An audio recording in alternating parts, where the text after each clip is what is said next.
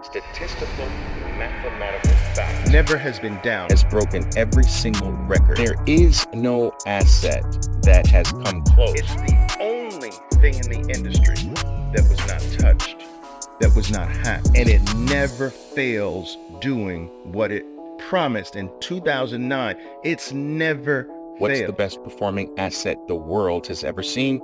And you'll find out that it's Bitcoin. Boom. Boom. Happy Sunday, traders. Well, at least it's still Sunday for me. Late on a Sunday for me, but happy Sunday. Happy Monday for some of you. Happy evening. Happy morning. Good morning, I should say. Well, depending upon where you are in the world, guys. Welcome.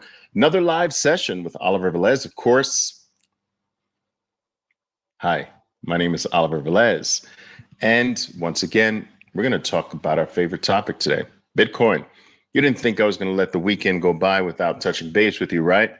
I've only got a small, limited period of time to do this before blast off. So I just want to get a few more opportunities in to pound the table on you going to work and stacking harder. Our time is limited.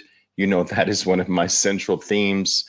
That is what I've been pounding the table on most of this year after the halving, that historically we tend to have this lull in Bitcoin during its halving year, right after the halving into that period right before presidential election time, if history's any guide, and then it's blast off. This has happened virtually every single quarter, and in many cases, every single year. The latter part of the year is Bitcoin's period cyclically to shine. I believe that we're on the verge of Bitcoin taking off and leaving all of us behind.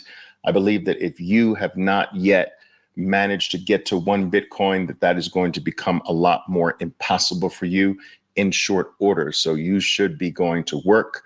You should be stacking as hard as you possibly can.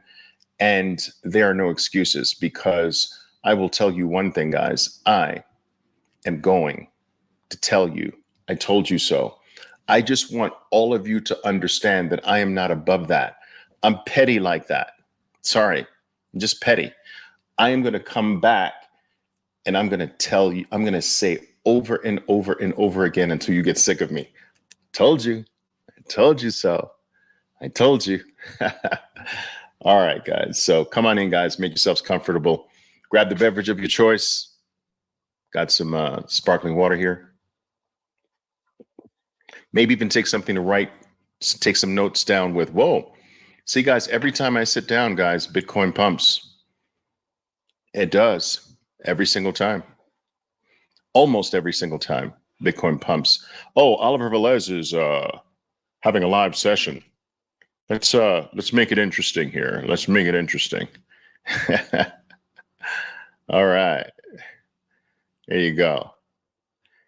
Anyway, so guys, what I wanted to do here, if I can, is I wanted to talk to you about a few things.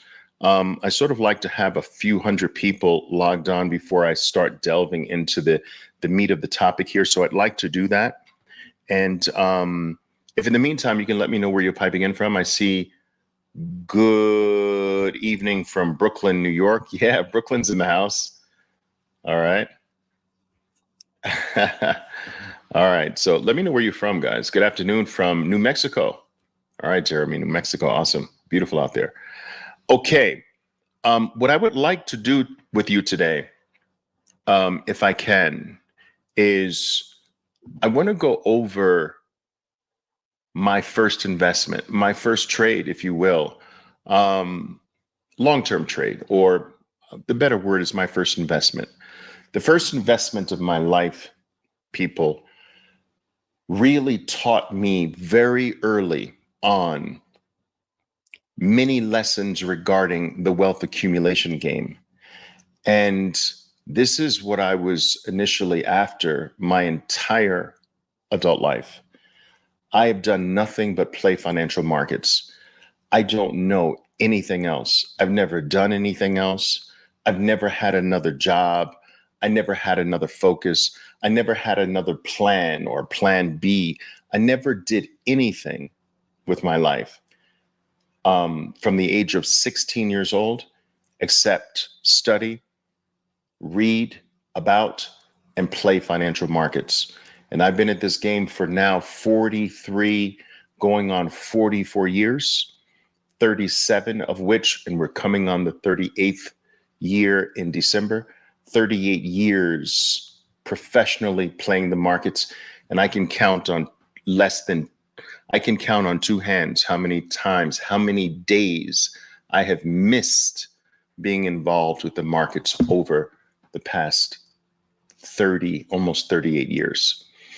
But my first investment I hold very dear because I was fortunate enough to catch something that began to teach me how the wealth accumulation game worked, how best to play it. And I was fortunate in this regard. I did not experience loss initially in this regard. I experienced loss initially in trading, but I never experienced loss from the investment's perspective, playing something out for the long term. And it is this very first play of mine that contained all of the wealth accumulation lessons that I apply to my Bitcoin play today. So I want to share that with you. Now, this play of mine is actually somewhat famous. I've been talking about it since the mid to late 1990s. So many of my traders who've been with me for decades, they know this play intimately. Many of them actually jumped on board and joined this play with me that has gone on for several decades, actually. So this is relatively known. So if you've heard about it before, then you're going to have to sit here, but repetition has a certain value and listen to it again. But I'll try to pull out some things that perhaps I never spoke about before. All right. So why don't I do that right now? Love your videos. Michael says, love your videos, humor, and insight. I appreciate that. Thank you. Those comments really do help, guys. Those comments really do help. All right. New Jersey is in the house. Yes. Welcome, New Jersey. All right, guys. Okay. So look, Canada's in the house too. Ooh, Norway's in the house. Washington is in the house. Washington State is in the house. All right. And so in addition to that, I will touch upon the options theme, which seems to be a really hot topic as well. So those are the two things that I want to do here with you today. Talk about how my first investment really taught me many lessons that I apply to Bitcoin to this very day. And I think you should as well. And I'll touch upon the options being recently approved by the SEC on IBIT, which I think is extraordinarily bullish. It's huge and will add double fuel to Bitcoin's USD denominated price appreciation. All right, so we'll touch upon those two things today. All right. All right, so without any further ado, let me take you to, if I may, let me see if I can do this. Do I have this right? Let me grab some chart. I'll grab a chart up here. And let's talk about my first play. We're going to go all the way back, guys. We're going to take a ride down. I'm going to take you on a trip down memories lane a little bit. We're going to go all the way back to March of 1981. Now, in March of 1981, what I decided to do was take all of my savings that I had done on side jobs, shoveling snow with neighbors, cutting grass, doing little odds and ends. And I also had a summer job in the welfare office in my town, actually, during the summers, during a work program. I saved a bit of money together and decided I was going to use this money to make, I'd been studying and reading. I'm going to use this to make my first investment. This is in March of 1981. What I also decided to do was to gather up as many family members who wanted to join me in this effort as possible. And so I did manage to convince some aunts and some uncles and some cousins to sort of join in, and we started what is called what many people would refer to as a family investment club, and I called this investment club WBA Investments, which stood for Wealth Builders of America. We opened an account with Wealth Builders of America at Fidelity, and Fidelity was big on helping investment clubs and get involved with DRIP programs, or what's called dividend reinvestment programs. And so I did our first investment through what's called a DRIP, or dividend reinvestment program. You can look that up if you want to know what that is. Anyway, I managed to rummage up enough capital with my capital and that of some of my family members who put in. We got enough to play a company or a stock that I felt was perfect as our first family investment. Okay, I'm going to show that to you now. This turned out to be nothing other than Eli Lilly. All right, symbol is LLY. Now, what I'm going to do for you, I'm going to make this as big as possible. What I'm going to do for you is I'm going to put an arrow, I'm going to put an arrow where we made our first investment. Let me do that right now for you.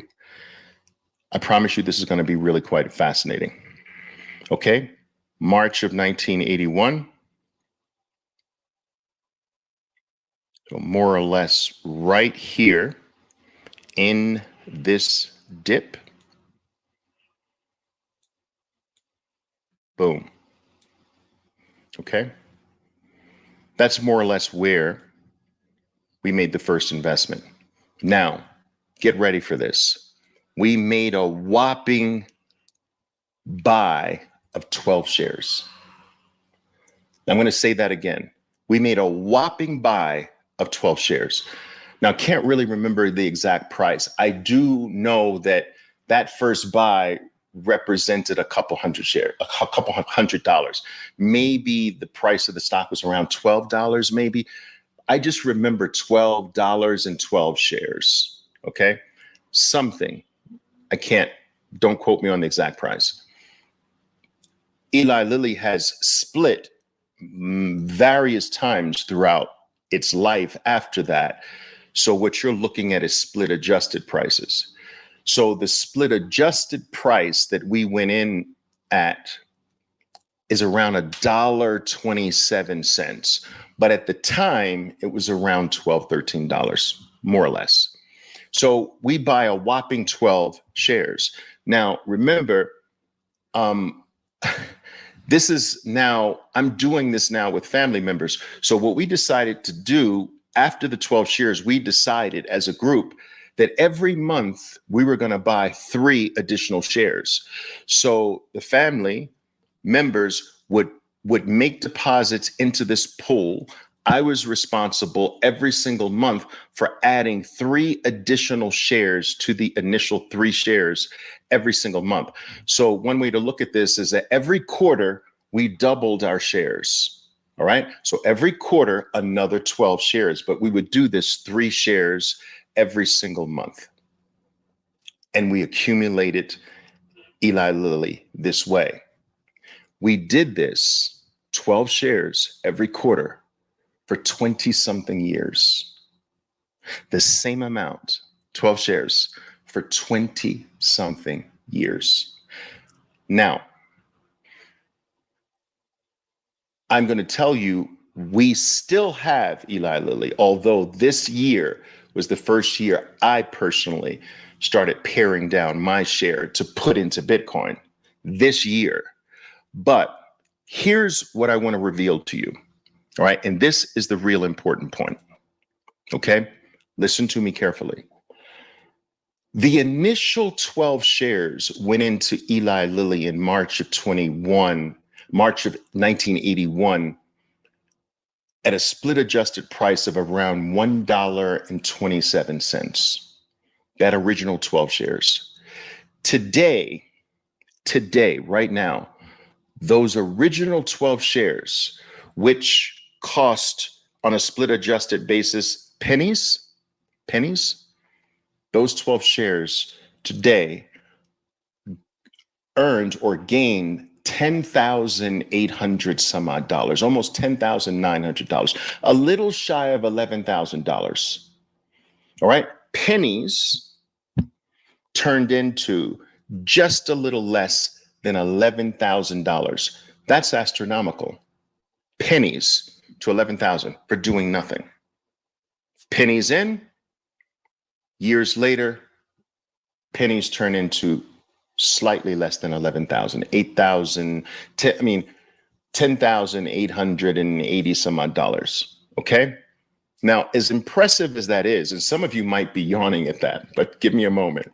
As impressive as that is, remember, this was done through what's called a dividend reinvestment program, which a lot of companies still actually have today, where the company will, which a company that pays dividends will automatically reinvest those dividends. Instead of distributing those dividends to you in the form of income, we chose to have the dividends paid out quarterly by Eli Lilly to just automatically go into more shares. So all the dividends were reinvested from March of 1981 until today.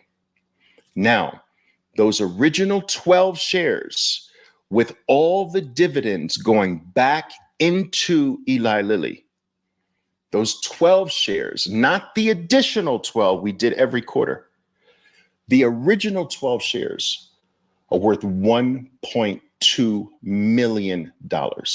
12 shares that cost pennies in 1981 are today worth $1.2 million. The actual investment, the one-time in, moved from pennies to just under $11,000, but it's the quarterly dividends that kept going in that mushroomed that original 12-share investment to $1.2 million. Now, that's just the first 12 shares. We did 12 shares every quarter for 20 years. Do the math. It's tens of millions of dollars for pennies. Do you understand this? For pennies. Now, why do I share this play with you? Because this was just one. We went on to do this with McDonald's the same year. We went on to do this with Home Depot. We went on to do this with Microsoft. We went on to do this with Apple. We went on to do this with Amazon. We went on to do this with Gold, GLD, back in early 2005. We did this with NVIDIA. We did this. There's just a whole list of things we've done the same thing with. Okay. But I wanted to take you to the first one because it's the first one that taught me what to do with all the others. And it's this first one that taught me what to do with Bitcoin. You see, the one in to NVIDIA, it won a little less than 11,000. I mean, it costs us pennies, but it moved to 11,000. That is impressive, but it's not life-changing. You see, the one in and wait was not life-changing. What was life-changing was every quarter, not us buying additional 12 shares every quarter. That's different. I'm leaving that off the table for the moment. What really made the difference was every quarter, a little bit of change in the form of a dividend went in to get more. Every quarter, a little bit more. Every quarter, a little bit more change, a dividend. All right. It's not the end of it's not life-changing at all. We could probably barely buy a dinner with the dividends we received in the beginning.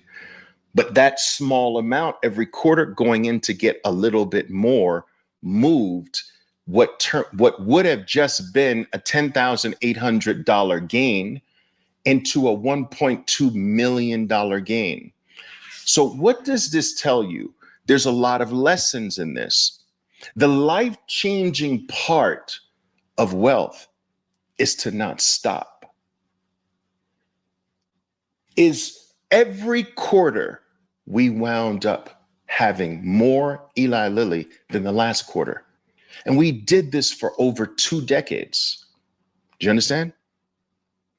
For over 2 decades. We made sure that there was never a quarter that we did not have more Eli Lilly than the last quarter. And that was the magic elixir. It was the ultimate dollar cost averaging approach. Price did not come into the analysis. The economy, what it was doing, did not was never a factor. Who the president was going to be was never the factor. Whether we were in a bull market or a bear market was never the factor. Do you understand? Nothing mattered except every quarter dividends were reinvested, which meant that those 12 shares were more than 12 shares, more than the original 12, the next quarter, more than that, the next quarter, more than that, the next quarter. And we did this for 20 years. $1.2 million today is life-changing for a lot of people. And that was had with pennies, making sure that the dividends were reinvested. If you take this lesson and apply this to Bitcoin, what if every single quarter you make sure that no matter who's the president, no matter what the economic situation is, recession, boom, bust, no matter what the narratives are, no matter what the economy, what the economists are saying, whether we're in a bull market, a stagnant market, a bear market, whether we're in an inflation environment, a deflationary environment, whether interest rates are high, whether interest rates are low, it doesn't matter. Every single quarter, you want to be more Bitcoin rich than you were last quarter. What if you did that for 20 years? If Eli Lilly created life-changing money, Bitcoin, which is orders of magnitude more potent, orders of magnitude more powerful, orders of magnitude better in every way, it's not going to just be life-changing for you. It's going to be life-changing for members of your family that haven't even been born yet. We're talking about generational wealth that you can't possibly ever utilize or use in your lifetime. Wealth that would have to be passed down from generation to generation. If Eli Lilly did this, just imagine what Bitcoin can do. A lot of people seem to forget that $1 put into Bitcoin in 2010. Write this down. $1 invested in Bitcoin in 2010 today is over $90 million. Let this sink in, people. $1 in 2010, you do nothing else. $1, hold it. $90 million plus today. I'm not making this up. Go check it out yourself. Now, what if that's life change? That's generational wealth. But what if you did $1 every quarter since 2010? What is that? It's an incalculable amount. Do you understand what I'm saying? This Eli Lilly taught me the wealth game of just making sure you get a good asset and making sure you are richer in that asset every single quarter of your life or every single quarter for an extended period of time. And you ignore everything else. Now, of course, the key caveat there is that you have to make sure that you do this on something that is good. Because if you do this on something that is bad, it's just not going to work. But we know now we can remove We can remove all uncertainty as to whether or not we have something good. We have something good. It's Bitcoin. It is irrefutable. It shouldn't be doubted. It has broken every single record in financial history. It has outperformed every single asset the world has ever known. It has beat every single thing humans have ever held dear and respected by orders of magnitude. It's the fastest asset to reach $1 trillion in valuation, the fastest asset to reach $100 million, 100 million users. It is the fastest growing tech in history. It's the soundest money on planet Earth. It's the ninth most valuable asset in the world and the fastest one to reach position number 9 in the entire world. On its way to being number 2, I believe, next year, and the following cycle being the number 1 most valuable item on planet Earth. We have no doubt that we've got the right thing to do this on. And so what's one of the key lessons to make sure that you are richer in that asset's terms, not richer in dollar terms, richer in the assets terms? There were quarters where we got more Lilly, but we were down dollar-wise in valuation from the last quarter. But from an Eli Lilly number of shares point of view, our shares never went down. So we were richer every single quarter in Eli Lilly terms. And if we apply that lesson to Bitcoin, making sure that you have more sats, more Satoshis in your wallet every quarter, forever at this particular point, not only will your life be miraculously changed, the lives of your bloodline will be blessed for generation after generation after generation. So that's takeaway 1. Be more Bitcoin rich every single quarter of your life. I don't care if it's $10 more, $50 more, $100 more, doesn't matter. Remember, $1 doing nothing in 2010 turned into 90 million. What if it was $1 a quarter? We want to add that quarterly effect to it. Okay? Now, what's the other lesson? Okay? What is the other lesson that my Eli Lilly trade taught me? Don't sell.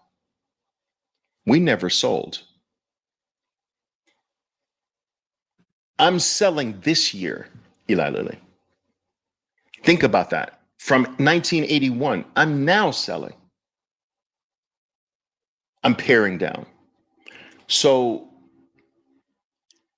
when you have a good thing, wealthy people don't sell people. I'm telling you, the sellers it comes from more of a poverty mindset. When's the last time the Mona Lisa was sold? Do you understand? It's a rare event to have something precious and a wealthy person sells it. It's very rare. I'm not saying it doesn't exist, but it's rare. You sell what is inferior. You do not sell what is superior. And so it taught me the power of not selling, but growing every quarter the asset. Okay? Had we sold, we would have never even been close to the tens and tens of millions of dollars that just this one play delivered. It changed many of my family members' lives forever. Okay? All right. That's lesson 2. No selling.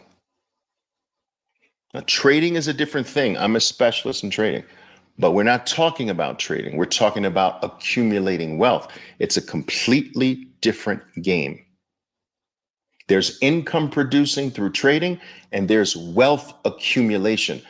People often ask me, Oliver, what should I be? Should I focus on wealth or should I focus on income? Dude, you've got to master both. All right.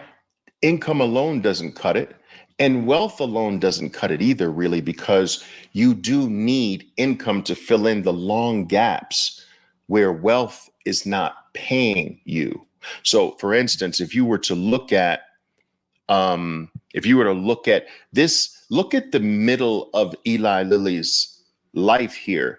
We're talking from, I don't know, the beginning of 2000, more or less, all the way to 2011. You're talking 11 years of continuing to accumulate Eli Lilly, but the price not delivering, but still becoming more rich in Eli Lilly terms. So you need an income approach to survive these periods where wealth needs time to consolidate and rest for the next leg to the upside. All right. So I never am one of these people that say, no, just focus on income. No, just focus on wealth. You don't need income. You need them both. Okay. So anyway, so what are the two lessons? What are the two lessons we covered so far? Number one, make sure you are more asset rich in that asset every single quarter of your life. Number two, selling. Throw that concept out of the window. Now, I will also share this with you. In 2002, I believe it was 2 or 3. Anyway, the beginning of the 2000s, I took this portfolio. Now, we started with Eli Lilly, but it had grown to many other things. I told you, Home Depot and Microsoft and Apple and McDonald's and a whole host of other things, Procter and Gamble and a variety of other things. And I took this portfolio, which was rather massive at the time, to a Wall Street firm, their wealth division. We ACAT all. So they were originally in Fidelity. We ACAT all of the positions over to this firm on Wall Street. I won't dox them with the name, but we opened up an account at this wealth division. What this firm did, once all the positions were ACAT over, ACAT is a form of transferring positions you don't want to sell. You want to sell and move the money. You want to sell the actual shares. You want to transfer the actual shares without selling and triggering tax consequences, right? So we ACAT'd everything over to this firm, and the firm literally gave me a blank checkbook. And the blank checkbook gave me the ability to write any amount I wanted for any reason, up to 85% of the portfolio. So let's say, for instance, the portfolio at that time was $10 million. I had $8.5 million that I could just write a check up to $8.5 million using that portfolio as collateral. And so what did we do with this 85% check thing? We began living tax-free. So the portfolio kept rising in value. But if anyone needed anything, we would draw from that blank checkbook. Oh, this member needs a house. We draw from it. This member wants to open up a business. We draw from it without ever needing to sell. And so this is another wealth lesson. The wealthy don't incur tax penalty. They would much rather borrow against a rising asset to not only not incur a tax consequence, but to potentially incur a tax write-off. It is the poverty mindset that's always thinking about selling. It is the wealth mindset that's always thinking about borrowing. It's a very big difference. Again, Eli Lilly started this lesson for me. How does this fit with Bitcoin? All the the stars and the planets are aligning for virtually every single financial institution on planet Earth that is worth their salt. Will custody Bitcoin, will be allowed to custody Bitcoin. We've heard the recent news regarding the biggest custodian in the entire world, which is BNY Mellon, New York City, a New York City based huge custodian that has, I believe, over $48 trillion, guys. There's nothing close. $48 trillion in custodied assets.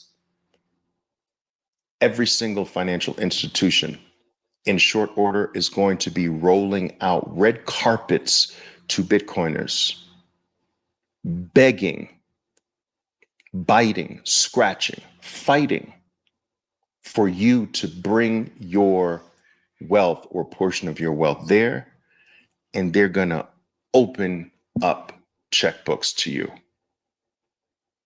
You will be able to get anything on planet Earth your little heart desires if you're a Bitcoiner. This is coming, guys. It's not a pipe dream. It's being developed right now. And by the end of next year, I believe all of this is in place. It's wild. It did it with stocks. And everything is being, all the I's are being dotted and all the T's are being crossed for the same thing I did with my wealth portfolio is going to be made available to every single Bitcoiner. Whether you think that's good or want to do that, that's a personal choice. I'm just telling you what's coming and what's going to be available. You will never have to sell, ever, if you don't want to. And there will come a point, in my opinion, where it'll be so dumb to sell that if you do, you'll never get that Bitcoin back, ever. Now, what do you sell the most valuable thing on planet Earth for? The 17th most valuable thing? Does that even make sense? Oh, I'd like to sell the number 1 for number 5. Does that even make sense? You don't sell number 1 for a lower number. You borrow against number 1 if you want that lower number. You don't sell the Mona Lisa to put gas in your car. That's stupid, right? Bitcoin's the Mona Lisa of the financial world. Everything else is like gas in your car. You don't sell that to get gas in your car. You borrow some change to get that, against it to get that. And the rising value will make that the cost of that loan virtually non-existent over time. You understand? Okay. So that's the third lesson. Borrow, don't sell. So the third lesson was no, second lesson was no selling. Third lesson was borrow. These are my wealth lessons. Okay. And then came income. So I've already got this asset that is growing in wealth. We're adding every single quarter to it through dividend reinvestments and buying an additional 12 every single quarter. It's mushrooming in value. So the loan to value amounts, if there were any, kept just going down and down and down and down. And then we started to apply an income strategy to the wealth play through options. Options gave us the ability to add a constant flow of income stream to ourselves. And that income went to buy more Eli Lilly. And we did it through various option strategies, not only on Eli Lilly, but the entire portfolio. And there are many, you can add an income source over and beyond the income that your particular underlying asset can provide for you. Bitcoin doesn't really have an income component to it. It's not a company. It doesn't throw off dividends. But through options, you can add an income generating engine to the spot Bitcoin asset itself. And that income approach added to everything I just explained to you took the explosion of wealth in that asset to even higher heights. And so this one play, it was kind of many plays, but because this one kicked everything off, I give a lot of the credit to Eli Lilly, my Eli Lilly play. It taught me the real true wealth accumulation game. It took me out of this poor poverty mindset that I want to give my wealth away to someone. That's selling. When you sell it, you're giving it away to someone. I mean, it's not a gift, of course, but you're getting something that no wealthy person wants. No wealthy person wants your dollars. Do you understand this? That is a poor man's mentality. I want dollars for this valuable thing. That is a poor man's mentality. A wealthy person doesn't want dollars. Why does a wealthy person doesn't want dollars? Well, I've shown you this many times. Why does a wealthy person not want dollars? Because this is what you get. Check this out. This is what you're getting when you sell extraordinarily valuable things. You are getting this. That's dollars, people, right there. Do you see it? Now that's to 2020. This chart is really down here. Let me erase this. This chart is really down here now. Do you understand? So why would you sell something valuable here to get this? Wealthy people don't do that. They don't. They're looking to move this to that, something valuable that statistically rises over time, not dollars, which statistically melt virtually every single second you hold them by anywhere between 7, 9, and 12%, 15% a year. And that's if you've got a good one, like the US dollar.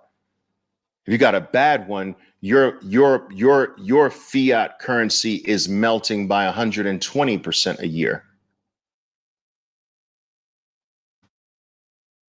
It's crazy. And so Eli Lilly taught me all of these things. It taught me how to apply these principles to Bitcoin. So what are those principles? Once again, your focus should be, give me a second here. Your focus should be to be asset rich in that asset, richer every single quarter forever. Why would you stop that? Why stop and say, oh no, Oliver, I'm going to stop. I don't want any more wealth. I'm finished. I'm done. I've finished. No more. I don't want to be wealthier every quarter anymore. I want to stop this. I'm tired. Oliver, I'm tired. I'm tired of being wealthy, Oliver. I don't want to be wealthier anymore. No, why stop that? Put those melting ice cubes that you just saw. Put this bullshit that you are forced to work for. Guys, you're forced to work for this bullshit right here. Look at this. Look at the bullshit you're forced to work for. Where is this thing? You're forced to work for this. You have no choice. You got to work for that. But as soon as you get that, you need to flip that to BTC, because hold it long enough and you'll be down here. So you have no choice. You've got to work for this, but you can now flip it. We now have something to flip it into. All right. And so you should never want to stop that. You should never want to stop becoming more Bitcoin rich every single quarter of your life. And the way I encourage my guys to look at this, the way I encourage them to look at this, guys, is I encourage them to look at it like this. Every new little tranche of Bitcoin you get, look at that separate and think of what that little tranche will be in 4 years from now. 8 years from now, 12 years from now. It's mathematically guaranteed to lift your life every 4 years forever. Just this little tranche you did this quarter. And then the next quarter, that tranche is a separate life changer. That little extra tranche the following quarter, that all by itself is going to change your life every 4 years forever. And then the next quarter, that little tranche, every 4 years, it is going to work for you. It is going to work lifting you, your family, your status, everything that you are. It is going to affect your future forever, even beyond your death if you pass it on. But if you sell it, it's going to start doing that for someone else.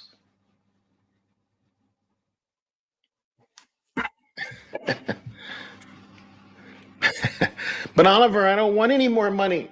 I don't want any more wealths. All right. So, once again, what were these lessons? Become more, applied to Bitcoin, become more Bitcoin rich every quarter. I don't care if it's by a few dollars. It doesn't matter as long as it's more than last quarter. Number 2, don't sell. Number 3, borrow. It's coming, guys. You're going to be able to do this, every one of you. All right.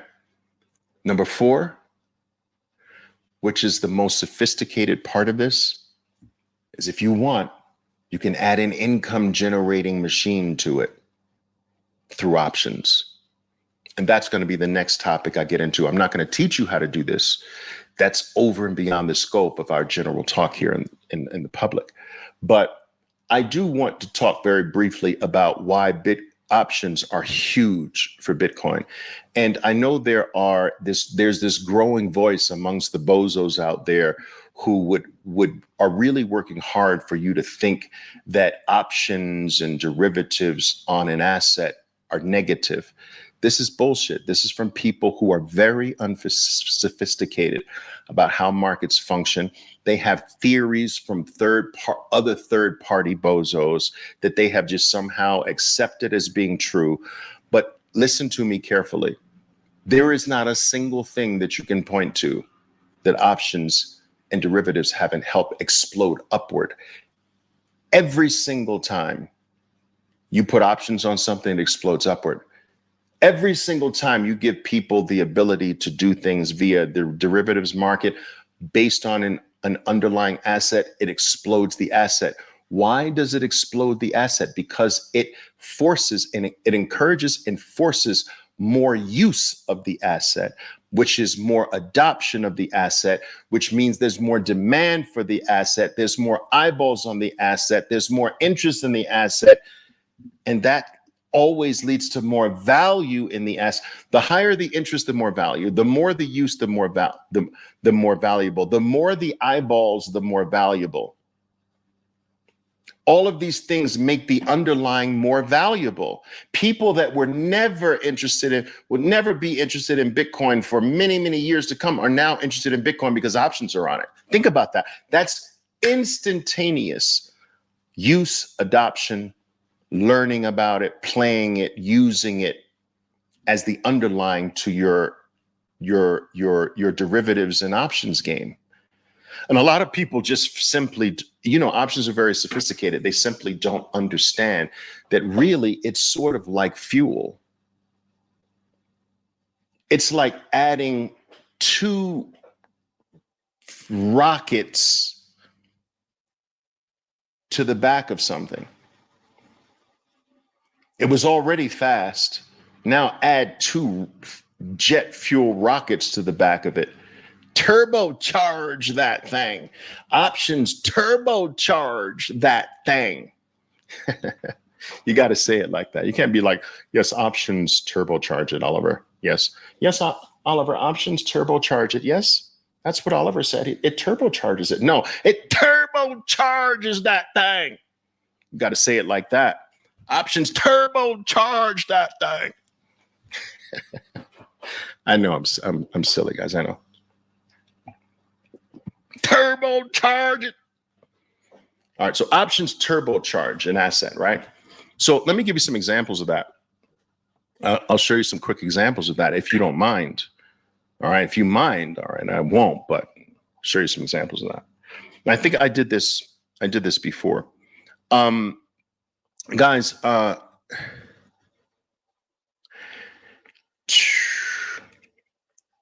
NVIDIA is one of the best performing assets on earth outside of Bitcoin, but it is up there now. Okay, but not close to Bitcoin, but still, it's like number 2, number 3, whatever, depending upon the time frame that you pick, right? But check this out. I want to show you something here. You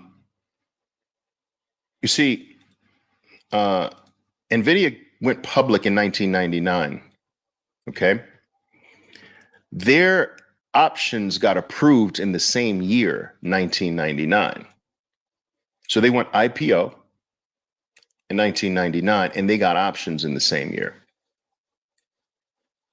Now, some people would have you believe that, oh well, options that's just actually that's creating paper, NVIDIA. It's gonna hold the stock back. This is retarded.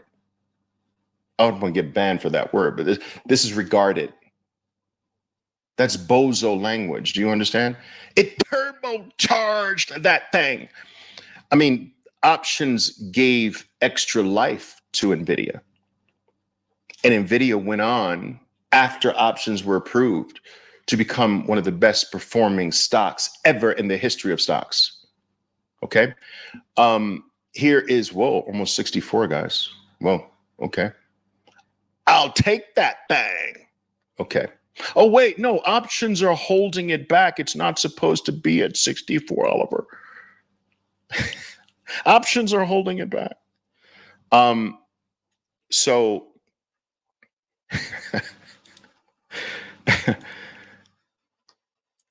let's go to gold, the gold spot, the gold ETF. Let me just do this real fast here, guys. GLD. We went into GLD big on January 2005, guys. So options were approved. I did this. I posted this on my X account. So options here's where the ETF, the first US based, there were spot gold ETFs in other countries. Sound familiar? This is when the US finally approved its first spot gold ETF. It was the latter, it was in 2004. It was actually the latter part of 2004. We went in on the beginning of 2005 and we enjoyed this ride. All right. Believe it or not, I did not sell until here. Okay. And I put all of this into BTC. All right. But okay. Anyway, my point is here that options, the ETF, this first spot gold ETF was started here. What you're looking at is every bar is 6 months. It took years. It took 4 years, almost 4 years. It took 3 years and change for options to get approved on gold. And did it stop anything? No, it didn't stop anything. In fact, it gave it extra life, because if you were to track volume, you would see volume after options explode. Volume exploded for gold after options got approved. More use, more demand, more activity, more value. Okay. And of course, we see gold is trading at all-time new highs. Oh, wait, but Oliver, how can it be trading at all-time new highs? I thought options are supposed to create paper and it's supposed to stop it.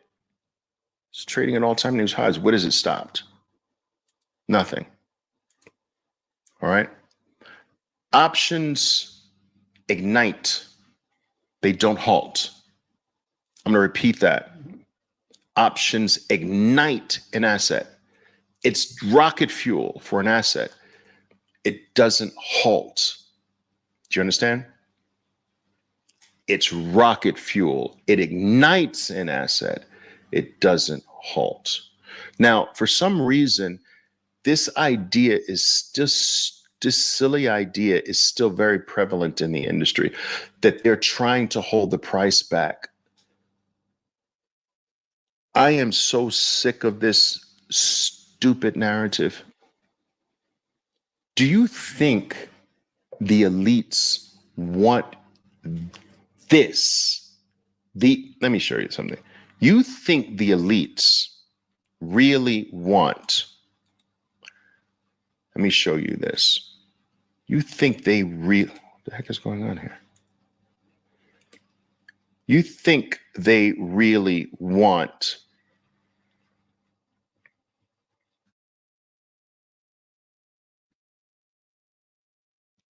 the now that the elites are in, you really think they want to make it easier for you to get it? Like, think about this, people. It's the best performing asset in the history of the world. It's the scarcest asset on planet Earth. It's the hardest money human beings have ever come in contact with. It's being adopted faster than you can say boo all over the world. The hash rate is going through the roof. Small nation states, regulatory clarity, institutional adoption, pension funds are starting to put it on the balance sheet. Corporate America is now starting to put it on the balance sheet, especially after FASB rule changes. Presidential candidates are talking about a pro-Bitcoin stand. Now, do you think they want this to be accessible to you? More accessible. Let's bring it down to 3,000 to make the little guy have a chance. You really think you think that's the game, to make this easier for you to get or to make it harder for you to get? Do you think that the attack is to bring it to you or to take it away from you? I think the attack is to take it away from you. I think the attack is to outprice you bozos. When you want something truly exclusive, do you lower the price to make it exclusive? Or do you raise the price to make it exclusive? If you don't want the riffraff in your neighborhood, what do you do with the value of the properties? Lower them? Or if you want true exclusivity, do you raise the price of the property? There is an attack on Bitcoin, but it's up. It's not down. They're not going to let this come to you. They're going to take it away from you. This is why your window of opportunity is small. This is why you got to stack harder.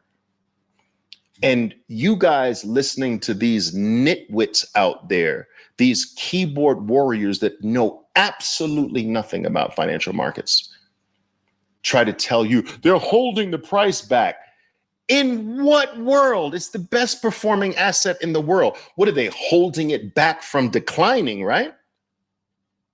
Bitcoin hasn't been able to decline, people. They're holding it back from declining. Every single bull market in the past, Bitcoin has had what, 40% declines, 38% declines, 30% declines. When's the last time you've seen a 40% decline I'm talking about during the bull run. During every single bull run in Bitcoin's history, you have multiple 40% declines. Have we had a 40% decline? No. This is the best halving period of Bitcoin's life, the very best one.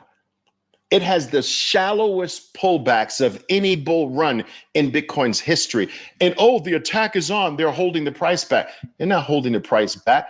If anything, they're holding it back from coming to you bozos, you cheap bozos who are waiting at $3,000 still, or $12,000 Bitcoin, right?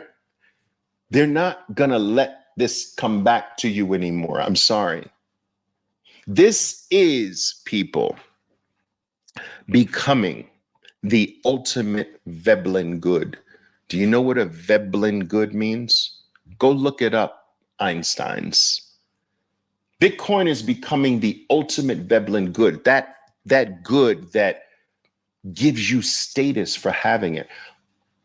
All of you are already experiencing the Veblen effect because you feel proud of the amount of Bitcoin you have. And some of you even go around asking the silly question, how many Bitcoin do you have? And there's a pride in that.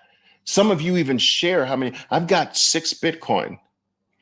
That's Veblen. That's that Veblen effect. You feel proud, like Louis Vuitton luggage back in the early 1900s. If you had Louis Vuitton luggage in the early 1900s and you set those bad boys down before boarding a ship, hopefully it wasn't the Titanic, but you boarding a ship and dropped your Louis Vuitton luggage in the mid to late 1800s to cross the Atlantic.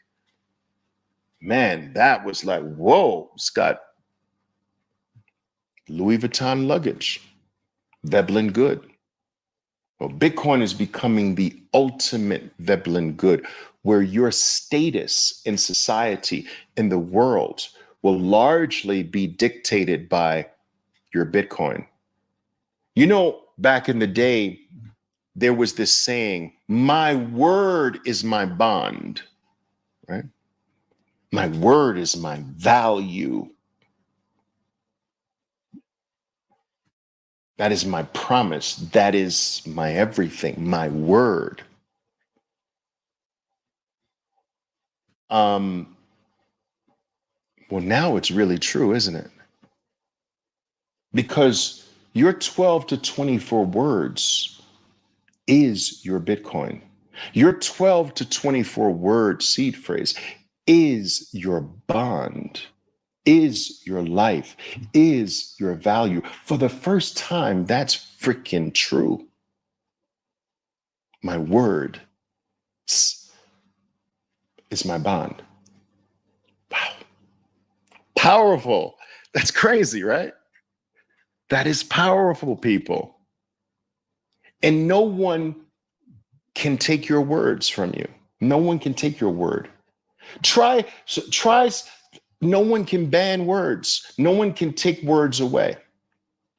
Let somebody say, well, I create this edict that thou from this day forth in my country, no one will ever be allowed to use the letter B because it stands for Bitcoin and we hate Bitcoin. So the letter B is outlawed.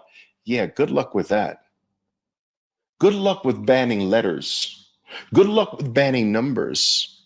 You can't use the number 0 anymore. It's banned. Good luck with that. Good luck with banning language. Bitcoin is all of that. Bitcoin's maths. Bitcoin is words. Bitcoin's letters. Bitcoin's numerals. You can't take these. You can't stop these. You can't ban numbers and letters. You can't. And so for the first time, our word really is our bond. Or the modern language is my word is my Bitcoin.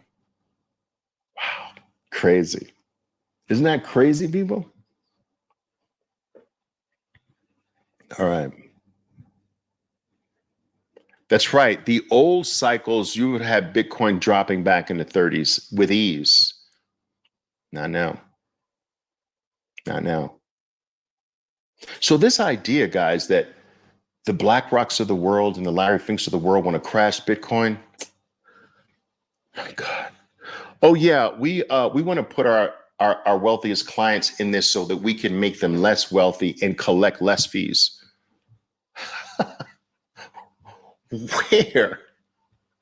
Just where does this lack of intelligence come from? Like, it's truly stupefying to me. It truly is. It is stupefying. The level of dumb. It reminds me of what my dad used to always say. You just can't fix it, Oliver. You can't fix stupid. That no amount of reason can fix stupid. If stupid is what stupid does, stupid is what stupid does, right? It's just, you can't fix it. You can't fix the lack of intelligence. You know, it's just, it's a disease that just can't be fixed. All right. So please talk about the gamma squeeze. All right, this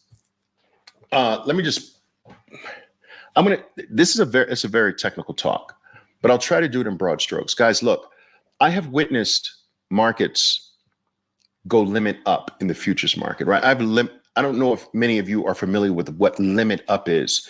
So every market is man-made except the Bitcoin market. I want that to sink in for you. Every market is a man-made created market that is controlled by a small group of human beings. They make the rules of the market. They set the price of the market, at least initially. They can influence and manipulate the market price. They set the rules when the market starts and is available for trading, when it's not, what the holidays are, what hours it's closed down. All of this is not a free market. It is a man-made market. The only free market in the world today that no man runs or controls is Bitcoin, right? Bitcoin doesn't have holidays. It doesn't have days off. It doesn't stop to get maintenance. Oh, we're down because of maintenance. None of that. All right. It's the only real free market in the world. Now, that's going to become very important in just a couple minutes here. It's the only free market. I have lived in my professional trading career, I've lived through a variety of what's called limit up markets in the futures market. And what a limit up market is they create these thresholds, these ceilings, where if the asset moves up too fast to one of these ceilings, they stop the market from operating. No one can get in, no one can get out. And so there are these limits that if you trigger a limit, all activity is stopped. The exchange, the whole market, man-made controlled, is shut down, and you can't try to get out of your position or to get into a position in that market until the next morning. That's a limit up market. It hits the limit, that's it. If you were short and it shoots up to the limit and you're losing millions, there's nothing you can do. You can't get out. It's at the limit. Market stopped. That's a limit up market. The following morning, you're sweating bullets. You were short.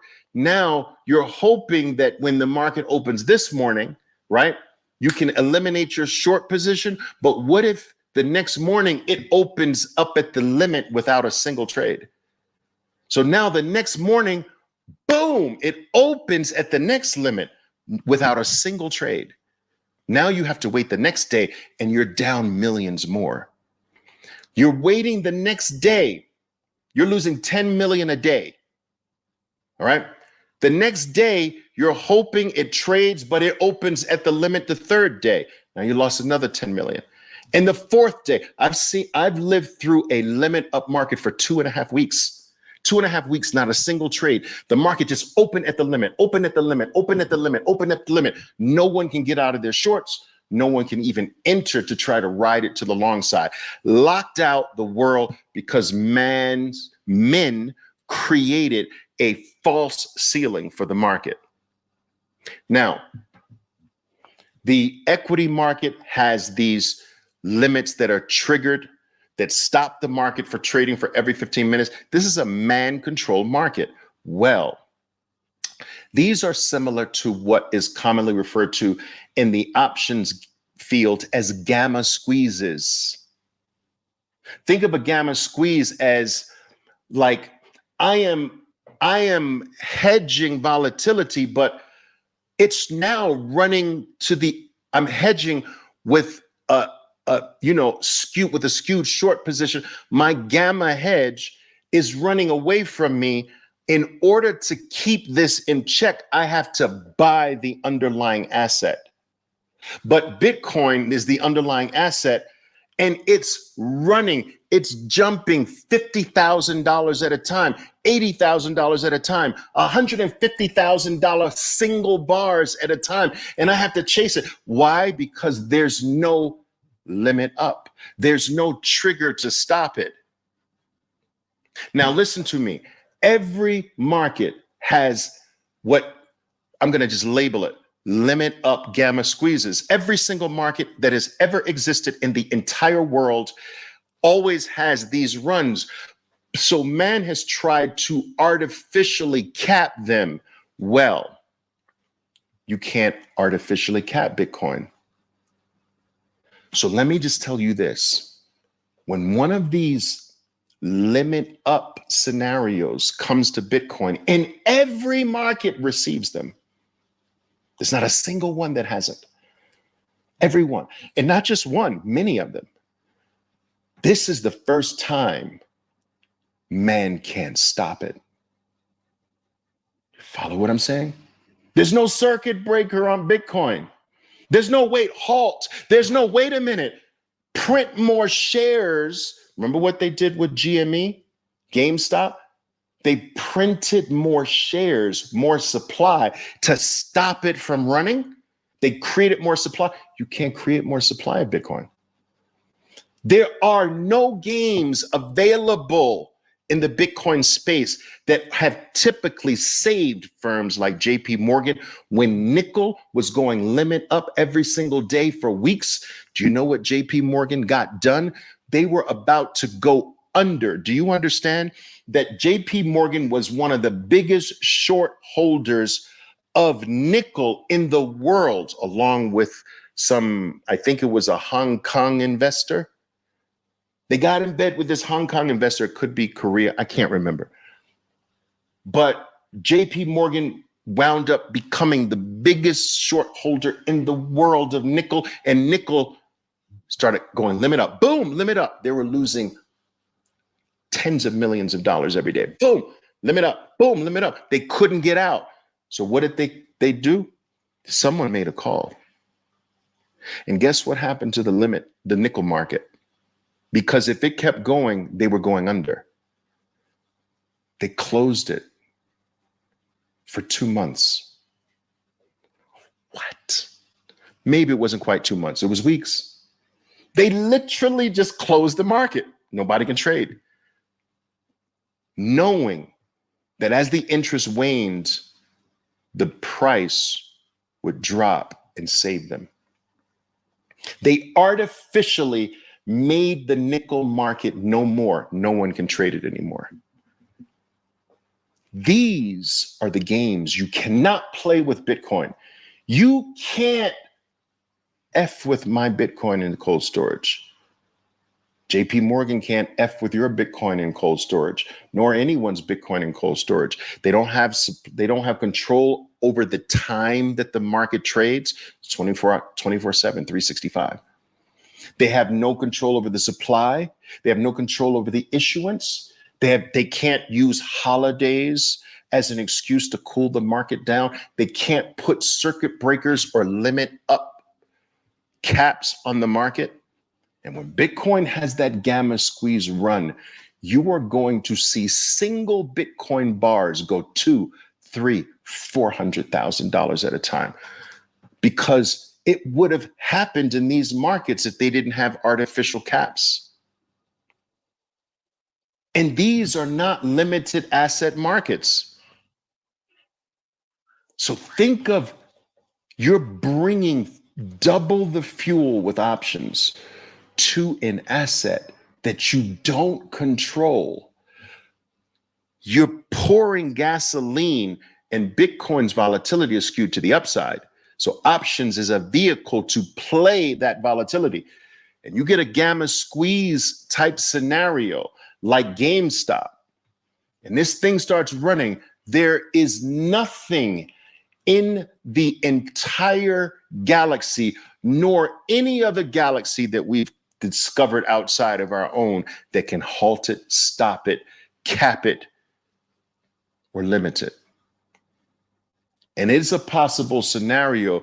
You could go to bed one night and wake up, Bitcoin's at 120 when you went to bed, and it's at 780. Just during the time you went to bed. Guys, I have seen this happen with markets that are man-made, man-controlled. Imagine one that's not. Oh my goodness. It's going to get really interesting. It's just going to get really interesting, guys. And I freaking love it, man. I love it. All right. That's right. 7% circuit breaker, 13% circuit breaker, and then 20% circuit breaker is the final one, and the day is finished. So these are man-controlled mechanisms. Bitcoin is not man-controlled. Wow. It's crazy. So when you hear things like from Samson Mao, the mega Bitcoin candle, $100,000 candle. Oh, that's coming. Oh, that now that's not only a given, you got to up. Those are rookie numbers, buddy. You got to up those numbers. Those are rookie numbers, man. You got to pump those numbers up. $100,000 candle with no circuit breakers, no limit up, and you're just adding rocket fuel? No. 100,000 is just too small. The mega candle is going to be way bigger than that when you have these squeezes. And remember, guys, no market is exempt from them. Every single market in the world has had them, many of them. And if they weren't a problem, men wouldn't be trying to control them, would they? Men of power wouldn't be trying to control them. So now you got a market that these men of power can't control. And you're going to see what happens. Bitcoin could potentially be that asset that takes down venerable 100+ year firms if they get stupid enough.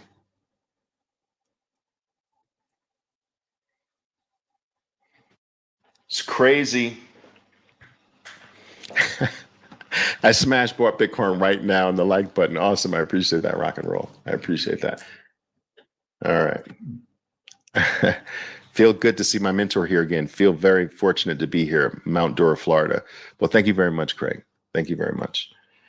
All right, guys. So, guys, listen, don't let these bozos out here make you think like, oh, well, options are going to, this paper Bitcoin, it's going to squash the price. What have options squashed in the entire history of financial markets? What have they squashed? Nothing. They've added fuel to the upside. And so don't let them fool you with this. The other thing, don't let them fool you about that BlackRocks are trying to suppress the price. This is just retarded. This is regarded. They're trying to take this away from you. They want to take spot Bitcoin price so high that your only choice will be to go to their ETF, which they'll always make sure is a single or double-digit number. Oh, Bitcoin is at 850,000, but buy my ETF, it's $14. And they're going to F with your mind with the unit price. They want that unit price up there so you opt for the ETF and not the real thing.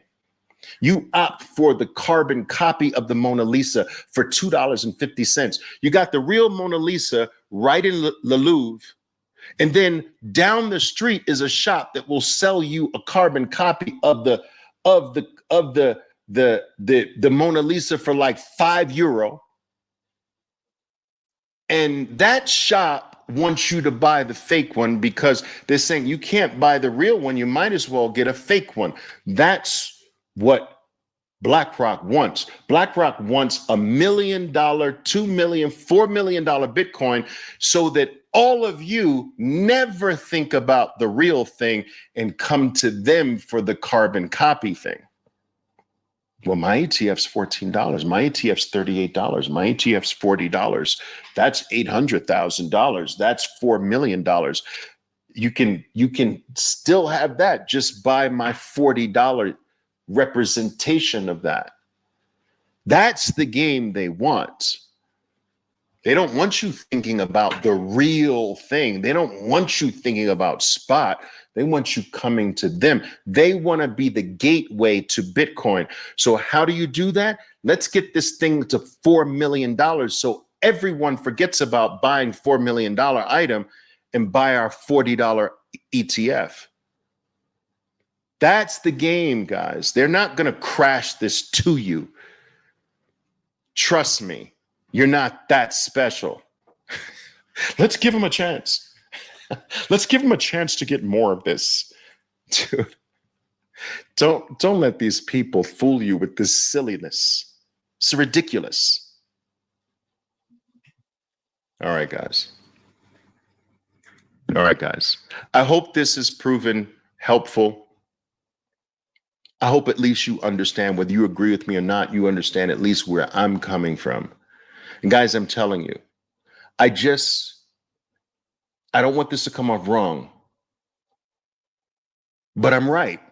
I said it. I'm right. You're going to see. And I'm going to come back and I'm going to tell you, I told you so. Why? Because I'm petty like that. Yes, sir. I am petty. I'll do it. I will say I told you so until you get sick of me, until you block me, because I'm petty like that. All right, guys. Ciao for now. Boom. Boom. All right. Go to work, stack harder. My name is Oliver Velez, and I am your 13%er Bitcoiner. Be safe out there, and until next time. Boom.